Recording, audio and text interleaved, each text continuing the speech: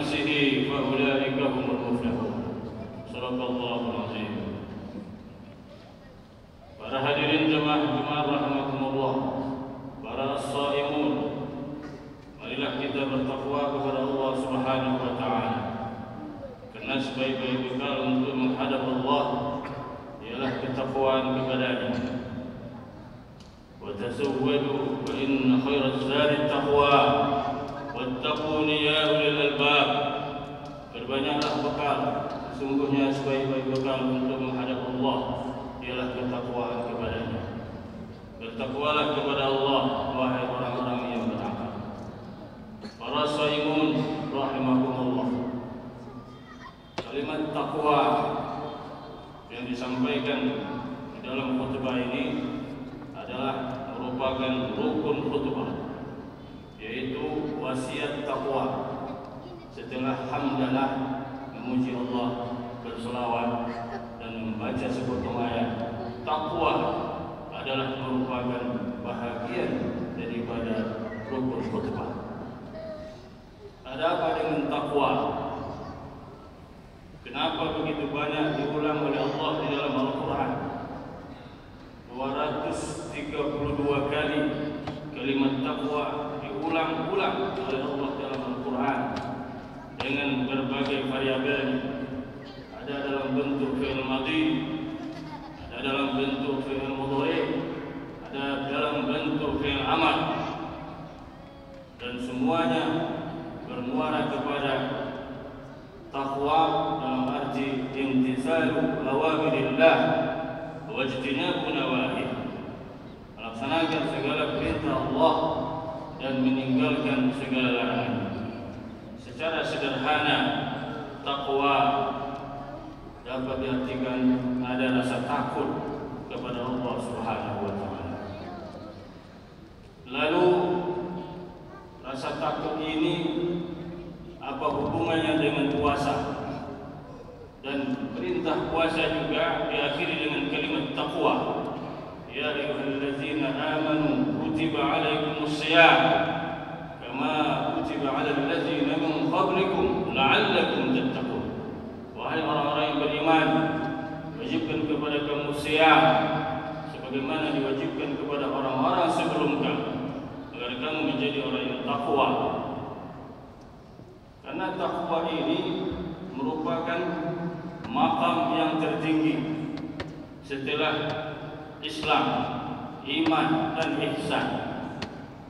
Seorang Islam disebut Muslim, masih bisa disebut di akhirnya Muslim KTP. Kalau dia tidak melaksanakan perintah Allah, hanya sebagai nama saja, status saja.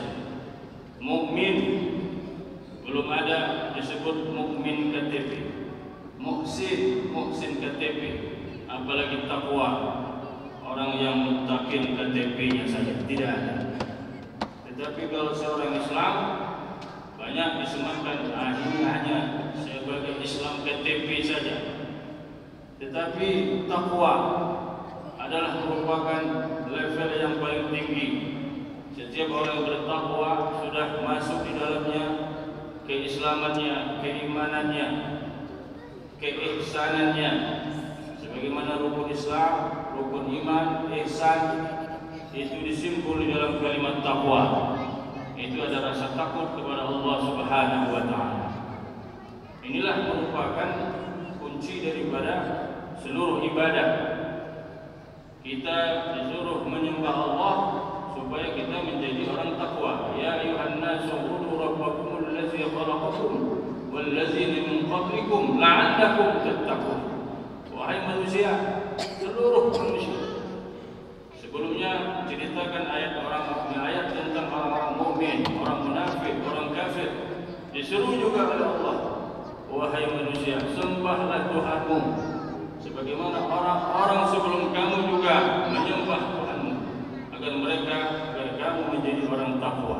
Jadi kalimat takwa ini adalah pesan Allah kepada manusia dahulu, manusia sedang sekarang ini menjalani kehidupan, dan juga manusia yang akan datang. Ini adalah wasiat Allah untuk menjaga diri, karena takwa itu adalah pengendalian diri. Itulah hubungannya dengan puasa. Karena puasa adalah imsak, menahan diri dari segala yang membatalkan puasa, menahan diri dari pandangan yang haram, menahan diri daripada mendengar ucapan yang makruh, menahan diri daripada kesibukan-kesibukan duniawi, dan menahan diri daripada memakan yang halal. Walaupun kita setelah berbuka puasa menahan diri daripada memperbanyak makanan yang halal. Intinya adalah pengendalian diri. Maka puasa adalah pendidikan yang paling efektif untuk menciptakan generasi yang takwa kepada Allah, generasi yang takut kepada Allah Subhanahu wa taala. Karena amal ibadah daripada orang Islam belum tentu diterima oleh Allah. Kenapa? Karena kata Allah Subhanahu wa taala, "Innama yataqabbalu Allahu minal muttaqin." Hanya saja yang diterima oleh Allah adalah daripada amalan-amalan orang yang muttaqin, orang yang bertakwa dan ada rasa takutnya kepada Allah Subhanahu wa taala. Nah, oleh sebab itulah takwa merupakan target untuk kita capai pada bulan Ramadan ini. Paling tidak ada rasa takutnya kepada Allah Subhanahu wa taala, membuat semua dosa-dosa kita akan dihapus oleh Allah Subhanahu wa taala. Kenapa? Karena ada rasa takutnya kepada Allah Subhanahu wa taala. Rasulullah sallallahu alaihi wasallam pernah bercerita kepada para sahabatnya, menceritakan tentang Bani Israel. Dinukilkan ini dalam kitab Sahih Muslim dan kitab Sahih Bukhari. Rasulullah menceritakan dahulu ada orang Bani Israel, dia berpesan kepada anak-anaknya, kalau dia mati tolong dibakar mayatnya jadi abu, dan abu itu disebarkan, dibuang ke laut, dibuang ke sungai, ke gunung, ke darat. Ditanya oleh anak-anaknya, kenapa engkau, hai ayahanda, kenapa engkau berwasiat seperti itu? Dia bilang, saya takut sama Allah. Kalau ada jasad saya nanti, kalau dikuburkan, setelah saya mati dikuburkan, saya tidak sanggup menjawab pertanyaan mungkar nakir. Saya akan dipukul babak belur. Kalau tinggal abu, apa yang mau dipukulnya? Lalu dilaksanakan wasiat ini, dan setelah dia mati dilaksanakan wasiat ini, dibuang abunya kemana-mana. Maka dengan izin Allah Subhanahu wa taala, atas perintah Allah Subhanahu wa taala, diperintahkan kepada laut, kepada daratan, kepada gunung, coba kumpulkan kembali abunya, jadikan dia menjadi seorang manusia yang utuh kembali dan hidup kembali. Lalu ditanya oleh Allah, kenapa kau lakukan itu? Apa dia bilang? Saya takut kepadamu ya Allah.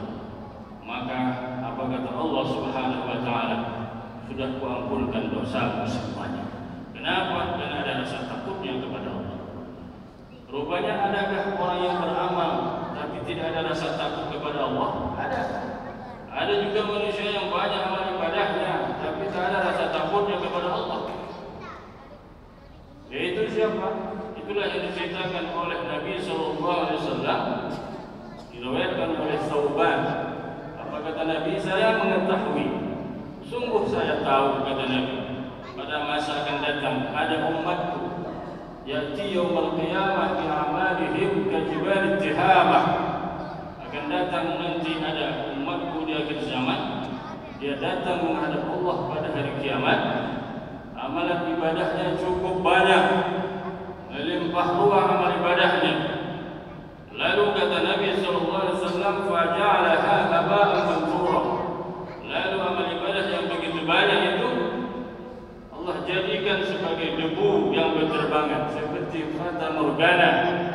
Ibaratnya ada uang di rekening kita tapi dibekukan, tak bisa dicairkan. Pahalanya ada tapi tak bisa diterimanya. Lalu para sahabat Nabi sallallahu alaihi wasallam bertanya, ya Rasulullah, kaum muslimun, apakah mereka itu orang-orang Islam? Karena gambaran para sahabat hanya orang kafir yang pahalanya tidak dicairkan Allah. Masalul ladzina kafaru a'maluhum kasarabin biqi'atin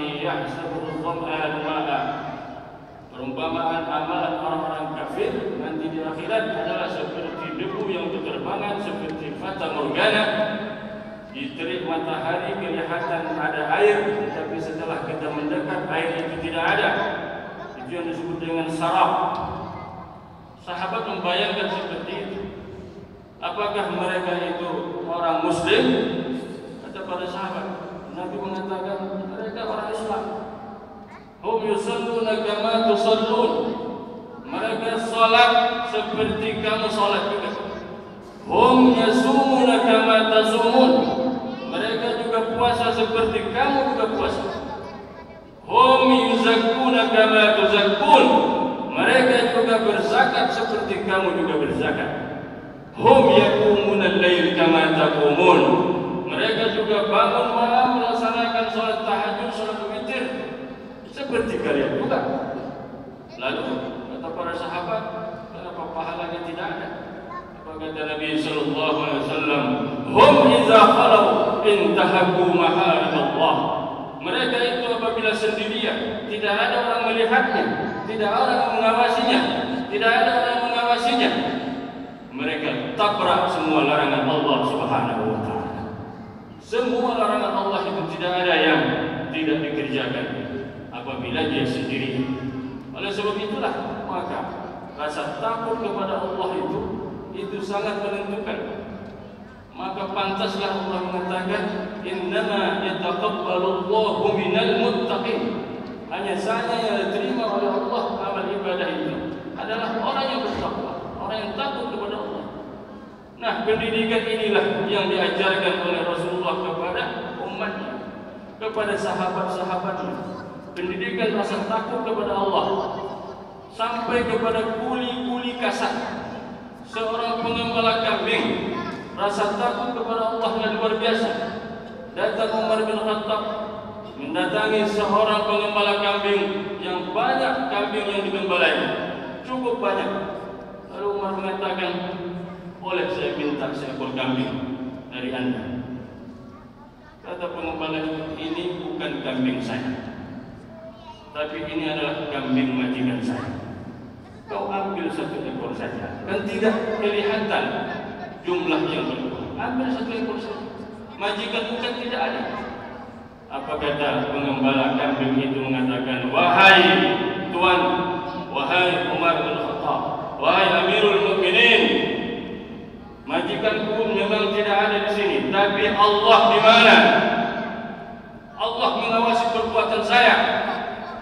Kata seorang hamba itu, seorang pengembala kambing. Begitu kuatnya iman seorang pengembala kambing. Bagaimana kalau sekarang ini iman seorang pejabat seperti itu, iman seorang dosen, seorang guru seperti itu, iman seorang ulama, rasa takutnya kepada Allah luar biasa. Apalagi iman rakyat, iman masyarakat, banyak yang ada rasa takutnya kepada Allah, terutama mencari makan, mencari penghidupan sehari-hari. Banyak orang yang tidak ada rasa takut kepada Allah, yang penting dapat uang, tidak memikirkan halal haramnya. Rasa takut tidak ada kepada Allah Subhanahu wa taala. Maka pendidikan Ramadan ini adalah untuk membentuk generasi-generasi yang takut kepada Allah Subhanahu wa taala. Mudah-mudahan semua kita insyaallah menjadi orang yang muttaqin dan diterima seluruh amal ibadah kita. Barakallahu li wa lakum fil Qur'an wa nafa'ani wa iyyakum bima fihi min ayati wa dzikri hakim. Wa taqabbal minni wa minkum tilawatahu innahu huwas samiul alim. Aqulu qawli hadha fa astaghfirullaha li wa lakum wa li walidayya wa ilaykum wa li sa'iril muslimin wal muslimat fastaghfiruhu innahu huwal ghafurur rahim. Allah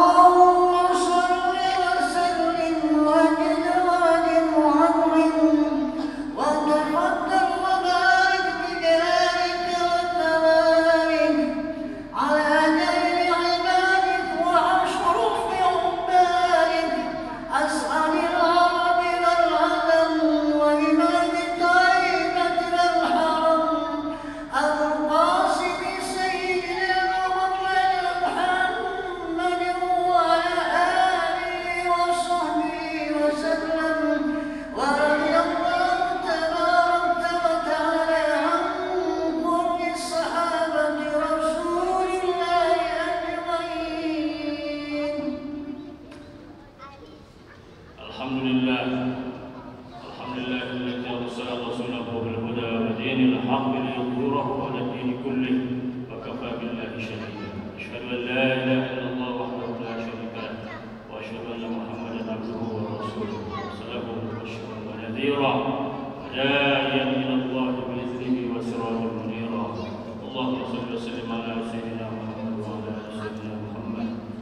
بعد فيا عباد الله أوصيكم وإياي بتقوى الله وطاعته لعلكم تفلحون.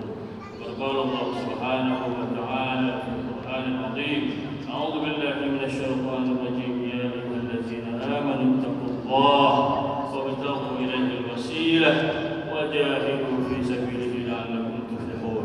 إن الله وملائكته يصلون على النبي يا أيها الذين آمنوا صلوا عليه وسلموا تسليما. اللهم صل على سيدنا محمد وعلى آل سيدنا محمد كما صليت على سيدنا إبراهيم وعلى آل سيدنا إبراهيم وبارك على محمد وعلى آل محمد كما باركت على إبراهيم وعلى آل إبراهيم في العالمين إنك حميد مجيد. وارض اللهم عن الخلفاء الراشدين أبي بكر وعمر وعثمان وعلي وعن التابعين وتابع التابعين ومن تبعهم بإحسان إلى يوم الدين. اللهم اغفر وارحم من بنى هذا المسجد المسجد المحترم. اللهم بلغ ما تمناه بالخير برحمتك يا أرحم الراحمين. اللهم اغفر للمسلمين والمسلمات والمؤمنين والمؤمنات الأحياء منهم والأموات إنك يا مولانا سميع قريب مجيب الدعوات. آمين يا قاضي الحاجات. اللهم انصر الإسلام والمسلمين. اللهم انصر المجاهدين في كل مكان يا رب العالمين. اللهم لا تدع لنا في مقامنا هذا ذنبا إلا غفرته ولا عيبا إلا سترته ولا هما إلا فرجته ولا مريضا إلا شفيته ولا بلاء إلا دفعته ولا حاجة من حوائج الدنيا إلا قضيتها ويسرتها يا رب العالمين. ربنا آتنا في الدنيا حسنة وفي الآخرة حسنة وقنا عذاب النار. قال الله: إن الله يأمر بالعدل والإحسان وإيتاء ذي القربى وينهى عن الفحشاء والمنكر والبغي يعظكم لعلكم تذكرون. فاذكروا الله يذكركم وادعوه يستجب لكم واسألوه من فضله يؤتكم ولذكر الله أكبر والله